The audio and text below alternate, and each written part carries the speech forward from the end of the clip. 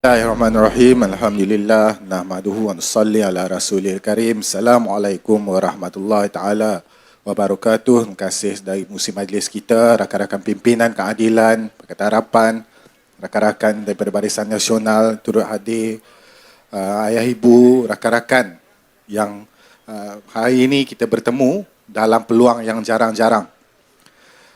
Tentu sekali saya ingat dalam pilihan raya negeri kali ini kita berhadapan dengan situasi yang agak getir, di mana ada banyak perkara-perkara yang harus kita lakukan.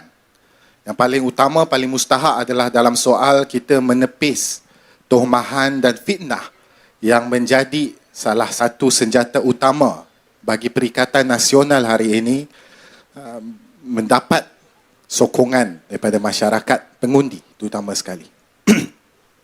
Dan inilah perkara-perkara yang harus kita lakukan bukan sahaja di media sosial, tapi juga kita harus buka kembali pentas-pentas politik seperti ini. Malam ini di Pulau Pinang, satu di sini Seberang Jaya, dua di Bertam, Kepala Batas. Lepas ni saya akan ke sana pula.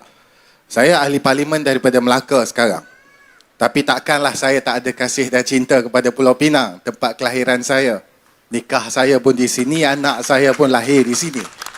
Jadi saya rasa terpanggil, walaupun baru 3 hari yang lepas saya berceramah di sini Pulau Pinang, kita datang balik untuk kita pastikan kita dapat kumpul kekuatan kita. Sedikit sebanyak sumbangan suara, kehadiran dan juga solidariti bersama rakan-rakan yang bakal berhadapan dengan pilihan raya negeri di negeri Pulau Pinang ini, harap kita dapat sumbang sama-sama. Tadi juga Saiful dan saudara Hidayah banyak cakap soal Sanusi. Ya. Kita harap, kalau saya sebagai orang yang pernah ditahan, tahu rasanya didakwa, jadi kita harap beliau diberilah pengadilan secukupnya, termasuklah pengadilan terhadap perkara yang beliau sendiri lakukan. Dan kita tahu bahawa hari ini perkara-perkara yang menyentuh sensitiviti masyarakat, bukan lagi soal kita nak tengok masyarakat ini berpecah kerana politik, malah kerana pegangan dan ideologi. Pandangan tentang struktur masyarakat itu sendiri kadang-kadang menyiksa kita dalam berdepan dengan kemelut masyarakat hari ini. Kita tak boleh biarkan masyarakat kita ini dipecah belahkan dengan pandangan yang macam kita sebut, asasnya fitnah, asasnya tohmahan, digunakan sebagai senjata politik untuk raih sokongan. Sedang kita berhempas pula sebagai sebuah kerajaan persekutuan hari ini untuk membangunkan kembali negara yang penat dihempap dengan pelbagai cabaran ekonomi selama ini, yang di sebelah sana bukan sahaja dalam parlimen yang ponteng, malah di luar parlimen gigih, kuat, bukan main lantang lagi, menabur cerita-cerita tak betul hanya untuk lihat diri mereka kembali berkuasa. Dia tak pernah cakap dia nak perjuangkan rakyat. Daripada awal sampai ke sekarang, kalau tanyalah pada ahli-ahli parlimen di sebelah sana, kerjanya tak ada lain. Pilihan raya negeri ni pun dia nak cakap apa? Kalau menang Perikatan Nasional, Anwar Ibrahim akan letak jawatan. Sampai tahap itu. Tujuan dia berpolitik, tujuan dia masuk pilihan raya, tujuan dia berlaga dengan kita, tak ada kena-mengena dengan kepentingan rakyat. Hanya kepentingan mereka sendiri. Sebab dia dah biasa berkuasa. Dan saat dia berkuasa pun dia tak buat apa-apa. Negara kita, ekonomi ringgit jatuh, inflasi mencanak naik, dan sebagainya. Itu waktu bila? Yang waktu sekarang ni yang kita perlahan-lahan pulihkan kembali ringgit kita mengukuh. Inflasi kita turun daripada 4% lebih, sekarang 2.8. Itu usaha kita. Dia tak boleh kata itu usaha mereka. Itu yang kita buat. Dan mereka dengan sewenang-wenangnya ambil masa terluang, ialah tak payah masuk parlimen, boleh ponteng sesuka hati, buatlah kerja-kerja politik kotor mereka. Dan ini cabaran yang dihadapi oleh kita semua. Penat, tapi kita harus lakukan. Kita jadi kerajaan, belum tentu kita ini menikmati sokongan. Kita jadi kerajaan, kita sedang diperhatikan oleh rakyat yang kebanyakan. Ya, itu tugas kita. Tapi tugas dan tanggungjawab saudara-saudari, rakan-rakan yang lain yang turut hadir pada malam ini juga adalah untuk sedikit sebanyak bantu. Bukan kita suruh bagi sokongan politik hanya ikut selera kita. Kita minta bagi sokongan politik untuk pastikan agenda-agenda pembaikan, pemulihan, pembaharuan negara ini dapat diteruskan. Termasuk di peringkat negeri Pulau Pinang. Negeri Pulau Pinang ni 15 tahun bawah pakatan. Bagi tahu saya, tadi saya sampai lebih kurang pukul 9. Sebelum pukul 9 saya sampai. Saya dengar azan. Saya kata, salah kot, kita dah lajak sampai Kedah rasanya. Penang tak ada azan. Di perkara-perkara yang diulang-ulang main oleh mereka selama ni. Dan kita yang kena jawab sampai 15 tahun saya cakap, kita jaga negeri ini, syiar Islam ditegakkan. Tahu, dalam negara Malaysia, hanya ada 2 negeri sahaja. Azan subuh 2 kali. Satu Perlis, satu Pulau Pinang. Tu pun dia kata negara ini musuh Islam. Dia tak apalah, biar dia jawab di mahkamah.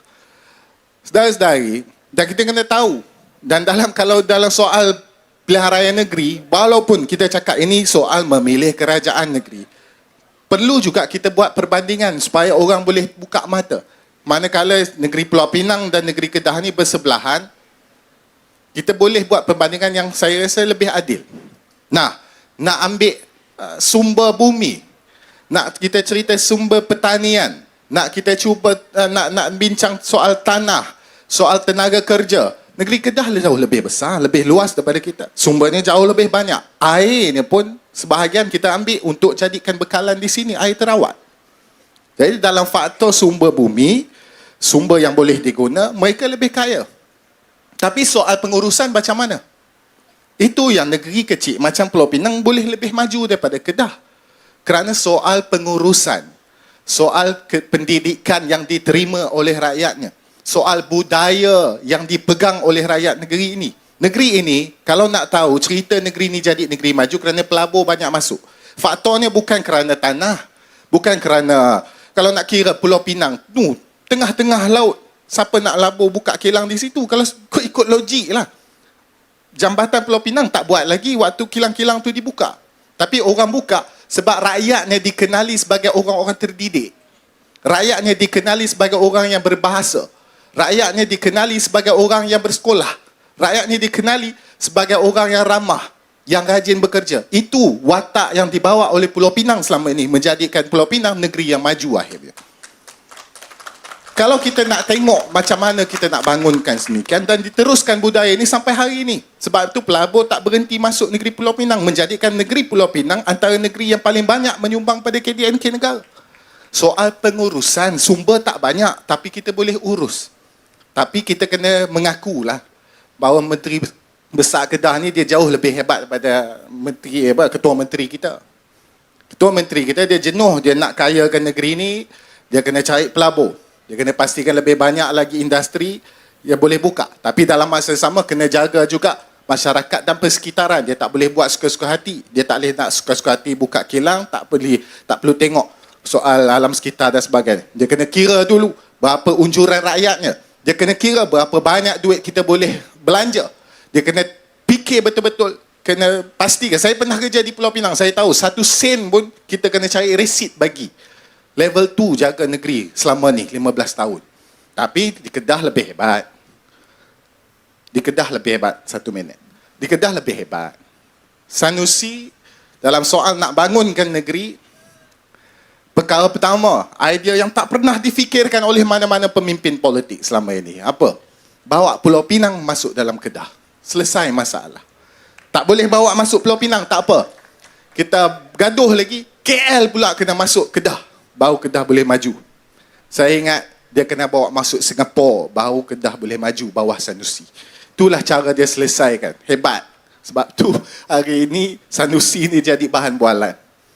Kita nak sebut tentang Sanusi ni, saya kira macam saya sebut, biar mahkamah tentukan. Nanti dia kata kita ni berdendam politik. Sedangkan yang tangkapan yang dilakukan ke atas Sanusi itu adalah hasil daripada laporan polis yang dibuat oleh Dewan Diraja Selangor. Itu bukan kerajaan, bukan Anwar Ibrahim yang suruh. Kita banyak kerja, tak ada masa nak fikir pasal hang. Tapi iyalah, kita tak boleh nak toleransi dengan orang yang sedikit sebanyak dah merosakkan fabrik sosial masyarakat kita. Rosak kita kerana budaya-budaya caci maki hamun. Kita dah banyak kali cakap, PRN ini bukan medan balas dendam. Bukan medan untuk kita nak bertelagah secara politik sampai heret rakyat dan institusi-institusi lain. Ini medan untuk pilih siapa nak pimpin negeri ini, siapa yang nak boleh jaga PBT ni, siapa yang nak boleh tentukan kutipan hasil dan sebagainya dengan baik dan sihat yang boleh bangunkan negeri dan rakyatnya. Tapi dia pilih untuk jadikan pilihan raya negeri, medan politik, mempopularkan diri dia dengan kelaku bukan-bukan. Jadi tak apalah, kita doakan yang terbaik. Saya harap keadilan diberikan secukupnya kepada beliau, dan bila kita sebut keadilan, yang salah tetap salah, yang betul tak apa, alhamdulillah. Sampai dekat situ saja, saya ucapkan selamat maju jaya buat teman-teman di Pulau Pinang. Saya akan ke Bertam pula dan jumpa lagi di dalam peluang-peluang yang lain. InsyaAllah, saya doakan kejayaan buat kita di negeri Pulau Pinang, kekalkan dan berilah kesinambungan kepada kepimpinan yang telah kita bawa selama ini. Agenda besar pembaharuan negara itu tidak boleh tercicir Pulau Pinang daripada agenda tersebut. Wabillahi taufiq wal hidayah. Assalamualaikum warahmatullahi taala wabarakatuh.